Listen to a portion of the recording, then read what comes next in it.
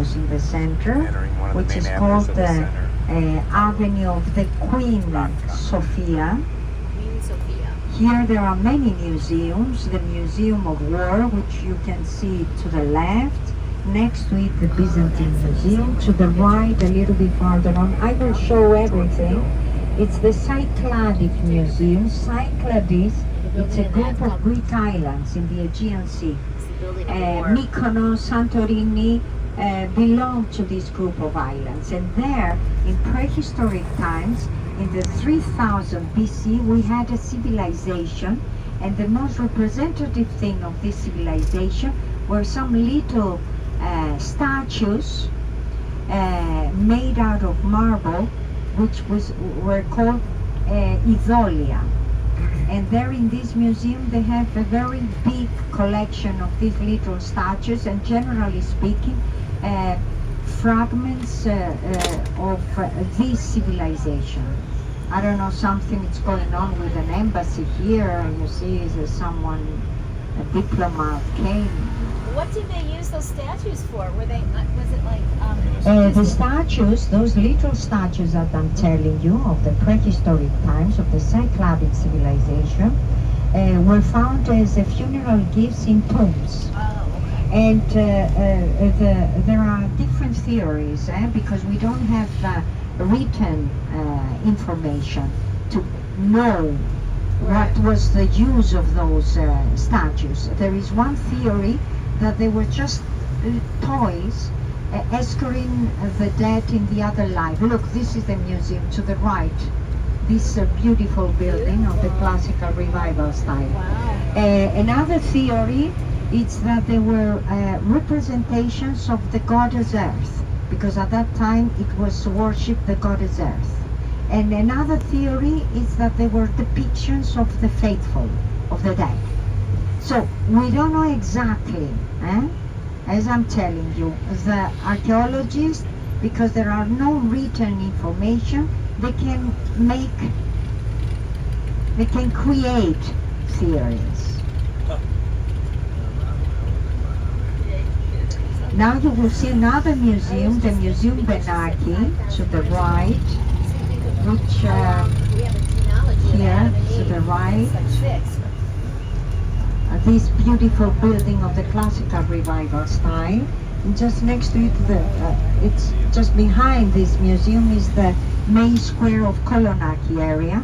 To the left you can see the national park, which used to be the garden of the palace when the king, when we had monarchy until the 74, until the 67 to say the truth. Then we had a dictatorship, and in the 74, when the dictators left, there was a referendum asking the Greeks if they wanted or no monarchy, and the Greeks decided that they don't.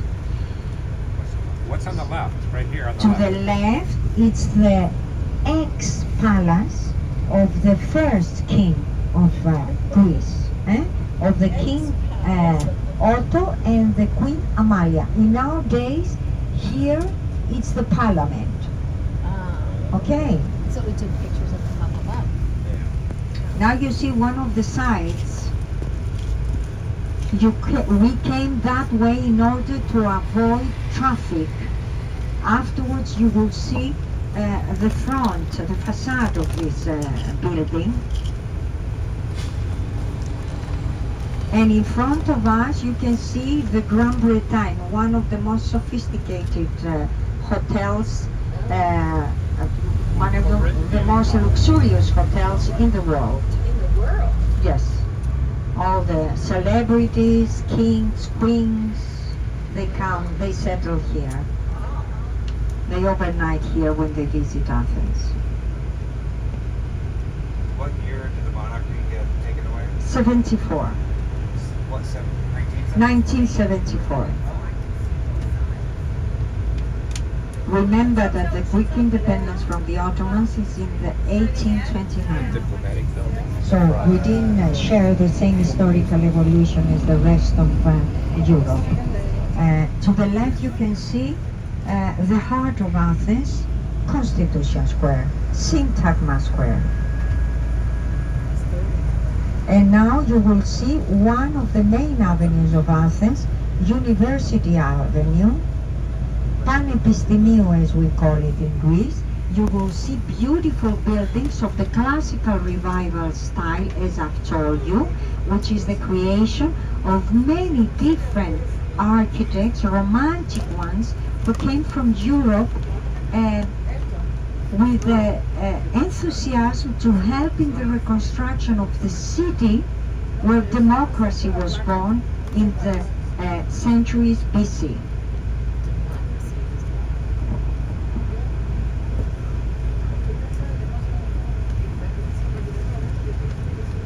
This is now University Avenue.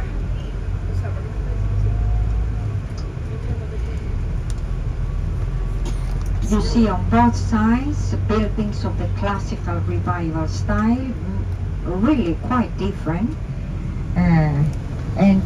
After the traffic lights in front of us, there is to the right and to the left a pedestrian where the most luxurious shops are in Athens.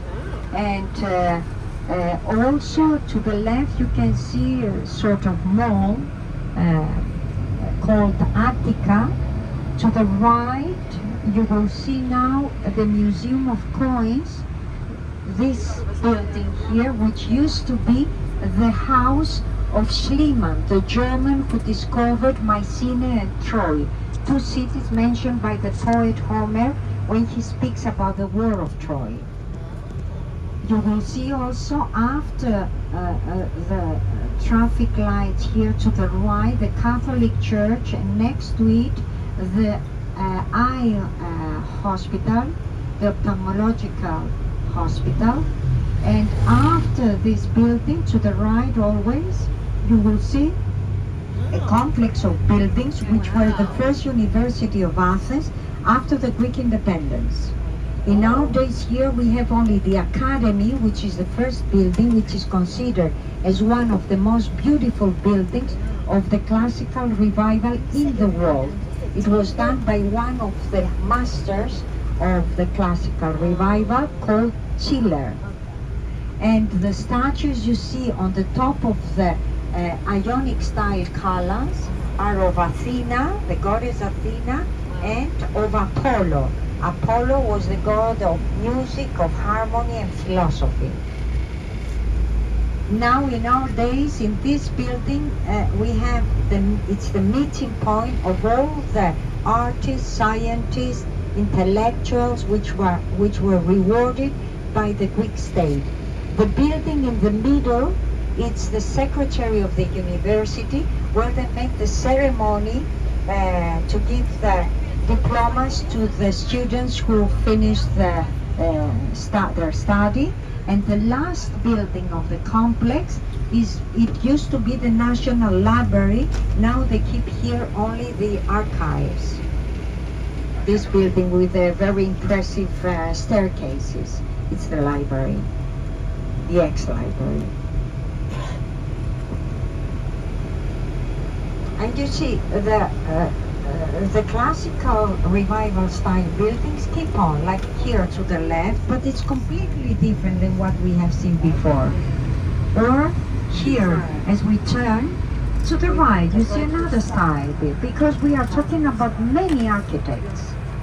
And now we will turn and we will go back to Constitution Square, and after Constitution Square we will stop to go to the restaurant.